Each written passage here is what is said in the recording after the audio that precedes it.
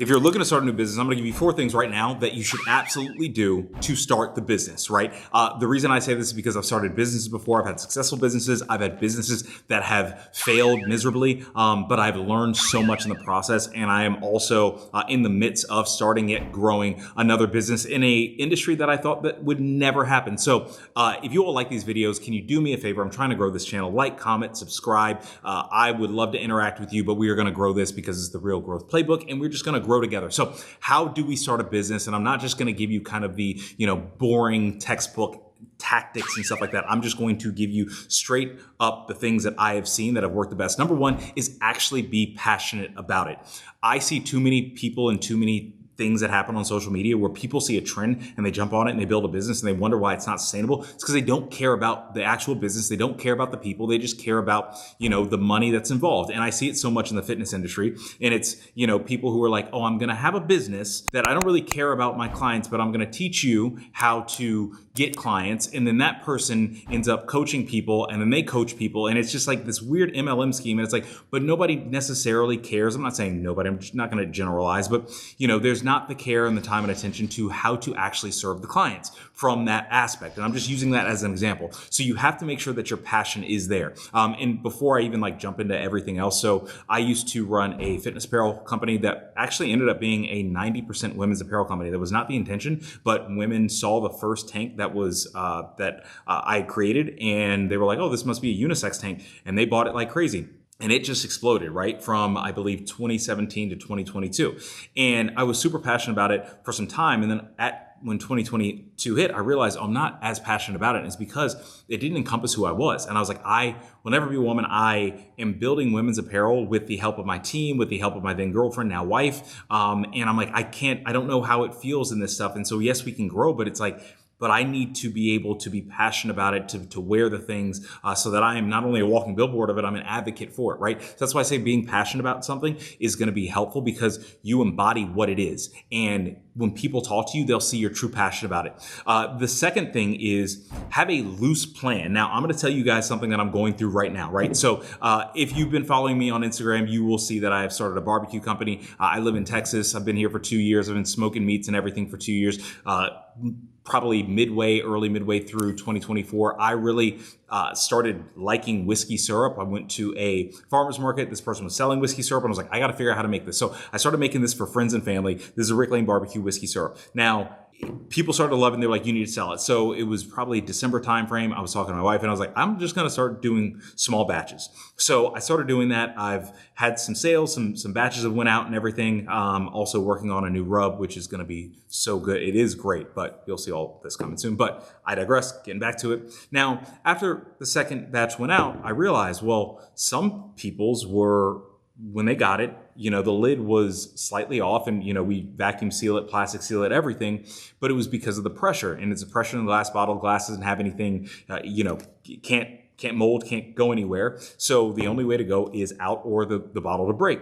So we had a small percentage of where that happened. And I was like, well, that can't happen because as things grow, I don't want there to be a percentage of people who get it. And they're like, oh, I'm kind of frustrated that I spent this money and I'm not getting, what I paid for. And now I have to go through and, email customer service and get a whole new batch. So from a loose plan standpoint, we found a plastic bottle. Now, this is great because obviously, as you see, I'm hitting it. It's not breaking. We can do whatever we need to. It can ship no problem. Once we plastic seal it, it's good to go. And it also has some flex. And the reason why I say is have a loose plan is because not everything is going to go as planned when you first start the thing. And if you get frustrated because it's not perfect, then you're not going to be built out for it. And I'm speaking to myself because that was me. I was like, I'm so frustrated with this. I went through a few different glass jars. And I'm like, at the end of the day, we had to figure out a way that to make it work, and it just wasn't glass, and that's okay. And so we pivoted. We got different smaller logos, smaller nutrition facts to put on the back. This is obviously the sample of this one, so it doesn't have everything there.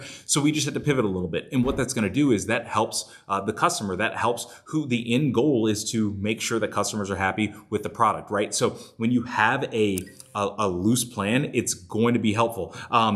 The other thing is a loose plan isn't just the packaging. It could be, how your website's built, how you're going to fulfill orders, how you're going to do your service, whatever it is, just make sure that you have a plan. But if it doesn't go according to plan, don't let that stop you. The third thing is experiment with what works and what doesn't work. Experimentation is key. In business, in every single business, even Fortune 500 businesses and companies, they're consistently experimenting. That's why their business model changes. That's why people change in the organization. That's why direction of the organization changes. And it's okay, because when you're experimenting, you're always in a place of learning. And I think that that's so important, is because people get into business, they're like, oh, I want to go into business and I want to be my own CEO and I want to make $1 million or whatever. But they don't realize that you have to be consistently experimenting. And sometimes that experimentation is something where it's going to seem like something flops and it's a failure.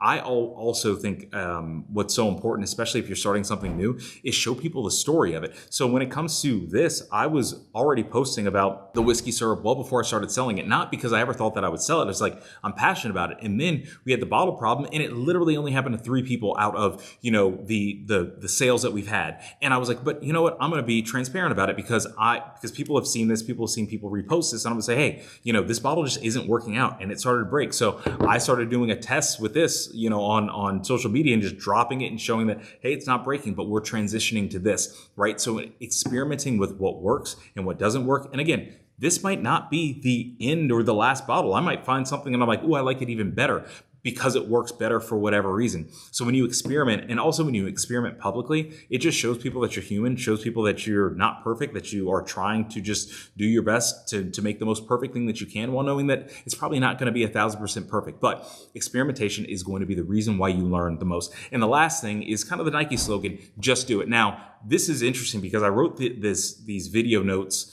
a few days ago, and then I watched the Pivot podcast with Ryan Clark, Shannon Crowder, and all of them, but it had Mel Robbins on it, and she was saying, well, Nike and their slogan, it's so important because it's just do it. And they're like, what word do you think is the most important? And Ryan Clark was like, the do part, because you have to do it. And she was like, no, it's actually the just, because what the just is saying is, hey, even though it's scary, even though you're fearful, even though you're standing on the ledge of this thing that you are about to jump, and you want to do something new and exciting, but you're kind of scared. It's like just do it. Like, you can do it. It's just this thing that you have to do, and let's not make a big deal out of it, but it's fully within your capability, and it's right there in front of you. And so when it comes to business, when it comes to anything, there's so many people that are just like, I'm going to do this one day, I'm going to do that one day. And it's like, you hear them month after month, year after year, and then there's no progress on it, but they keep talking about it. And it's like, well, you already know what to do.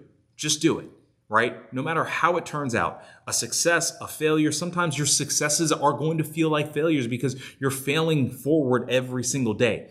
Just do it. So I hope that these kind of non-practical, I know they're very practical, but just different ways to talk about how and why to start a business, it really helped you out. Again, number 1, actually be passionate about the thing. Number 2, have a loose plan. Have a plan, but if it doesn't go according to plan, don't just ditch everything. Just have a loose plan. Number 3, experiment with what works and what doesn't work. Not everything's going to work. Number 4, very easy. Just do it. So I hope that you all like this message. If you got something from it, like, comment, share, subscribe, send it to somebody who needs to hear it, and I'll see you all in the next video. Peace.